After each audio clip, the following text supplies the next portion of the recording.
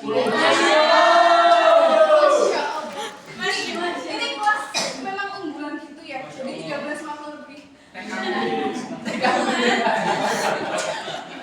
Baik, sebelum kita memulai pelajaran, Ibu akan kita memulai pelajaran ini dengan membaca basmalah bersama-sama. Dan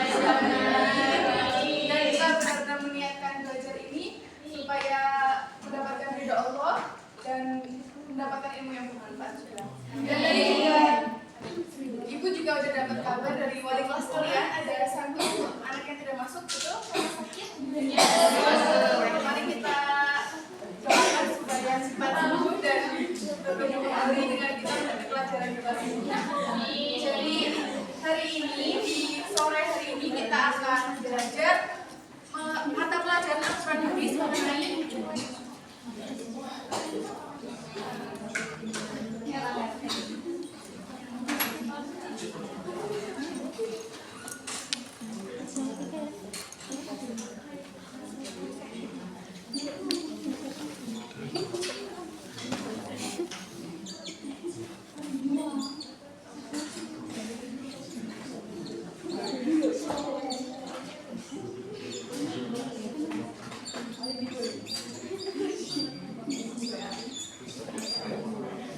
kita akan mempelajari terkait kekuasaan dan rahmat Allah Subhanahu wa taala. Jadi sebelumnya juga Ibu akan mengingatkan untuk mata pelajaran Al-Quran di sini kalian ada beberapa pencapaian yang harus dicapai di semester ini. Kalian harus mampu menghafal Al-Quran surat Asy-Syams ayat 1 sampai 10. Juga ada Al-Quran surat Al-Isra ayat 190 dan ada satu hadis yaitu hadis dari riwayat Bukhari dari Abu Hurairah. Yang pertama, untuk tema kekuasaan dan rahmat Allah Subhanahu wa taala pada pertemuan kali ini, Ibu akan memfokuskan pada Al-Quran surat Asy-Syams.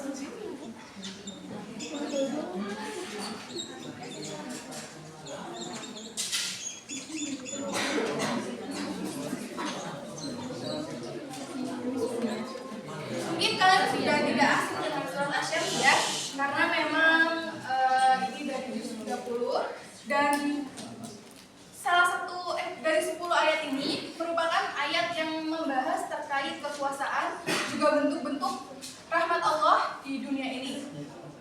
Yang pertama, dari ayat pertama, A'udzubillahi minasyaitonir rajim. Bismillahirrahmanirrahim.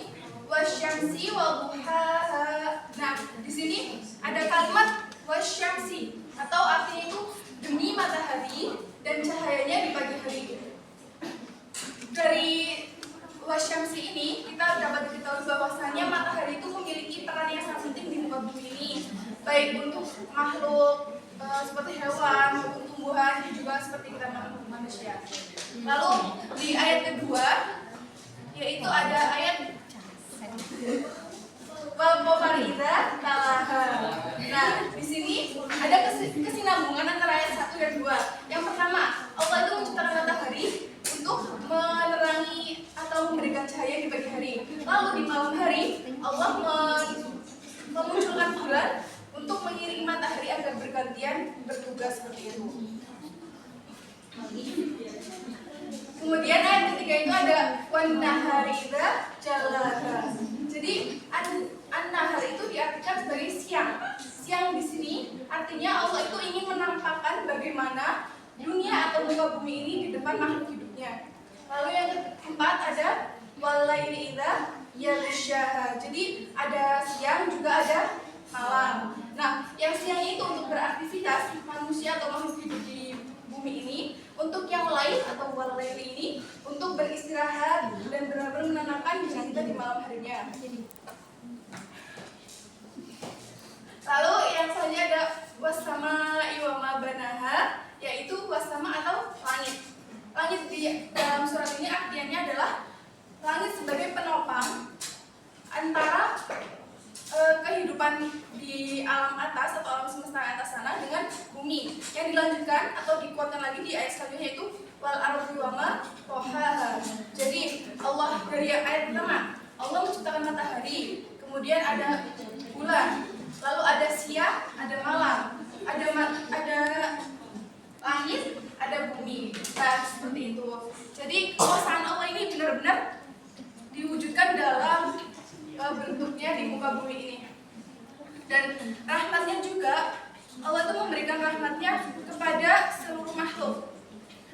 Jadi dalam pembentukan atau perwujudan adanya makhluk hidup di muka bumi ini, benar-benar ditunjukkan Allah itu seperti memberikan fasilitas kepada makhluk-makhluknya, baik dari hewan, tumbuhan, ataupun manusia untuk menikmati semua fasilitas baik dari hutan ataupun dari danau-danau ya, sungai-sungai, untuk bagaimana manusia itu bisa memanfaatkannya lebih baik seperti itu. Kemudian ibu ingin bertanya terkait rahmat Allah Subhanahu Wa Taala. Ada yang tahu rahmat Allah itu dalam artian apa? Betul sekali, terima kasih sudah menjawab. Nah, rahmat Allah ini diartikan sebagai bentuk kasih sayang Tuhan, yaitu Allah Subhanahu Wa Taala kepada makhluknya. Kasih sayang dalam bentuk apa? Allah itu memberikan waktu istirahat, seperti tadi yang dari pagi siang itu untuk bekerja, malamnya untuk istirahat. Lalu Allah itu menciptakan bumi dengan hamparannya yang sangat luas, di mana memberikan keleluasaan untuk manusia itu untuk memanfaatkan apa yang ada di bumi seperti itu. Untuk hari ini, apakah kalian sudah merasakan rahmatnya Allah Subhanahu Wa Taala? Sudah.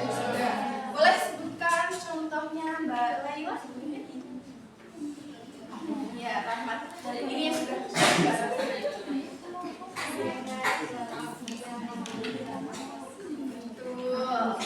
Coba contoh lagi, Mbak Habibah.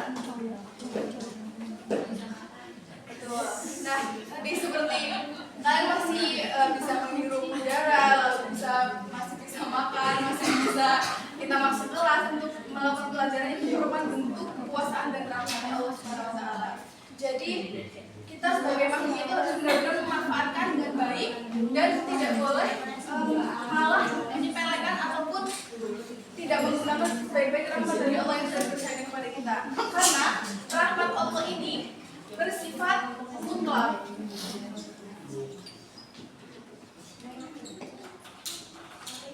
Rahmat Allah bersifat mutlak dalam artian rahmat ini tidak ada batasannya atau tidak bergantung kepada makhluk lain atau ada batasan antara makhluk ini tidak akan mendapatkan rahmat atau yang ini yang mendapatkan rahmat, itu tidak akan seperti itu. Karena Allah itu rahmatnya dan kuasa Allah ini mutlak.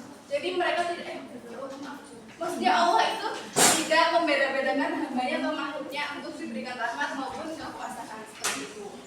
Apa kalian pernah menyanyiakannya atau pernah merasa udahlah nggak mau hidup lagi kan? Apakah benar seperti itu? Adakah orang-orang yang seperti itu? Alhamdulillah, kita masih diberi kepercayaan sama Allah untuk Nah, tadi terkait tentang rahmat Allah juga, ini juga diperkuat dari hadis riwayat Bukhari yang dari Abu Hurairah, yang artinya rahmatnya Allah itu lebih besar daripada murkanya Allah. Jadi kalau kalian merasa, aku ini udah maksiat kemarin, udahlah, kayaknya Allah nggak akan merahmati kita, itu salah. Karena murkanya Allah itu bahkan lebih kecil dari rahmatnya. Berarti kita bayangkan aja, kita kemarin maksiat, kita berbuat dosa, lalu kita tobat, jadi kan kita masih ada harapan bahwa maksudnya Allah itu akan mengampuni kita, Allah akan merahmati kita. Untuk akhir ini, Ibu akan memberikan tugas untuk pertemuan selanjutnya. Kalian bisa hafalkan surat Asy-Syamsiyah ayat 1 dengan artinya. Kemudian Ibu juga memberikan tugas untuk menghafalkan hadis riwayat Bukhari yang sudah disampaikan tadi. Kemudian ada surat Al-Isra ayat 190, yaitu mengenai kekuasaan dan rahmat Allah Subhanahu Wa Taala. Jadi di sini Ibu juga mengingatkan sekali lagi bahwasannya kekuasaan dan rahmat Allah ini kalian bisa memperdalam lagi dengan ayat-ayat Al-Quran yang ada, ayat-ayat yang ada dalam Al-Quran dan beberapa hadis yang bisa kalian temukan di riwayat-riwayat terdahulu itu. Semoga pembelajaran ini bermanfaat untuk kalian semua.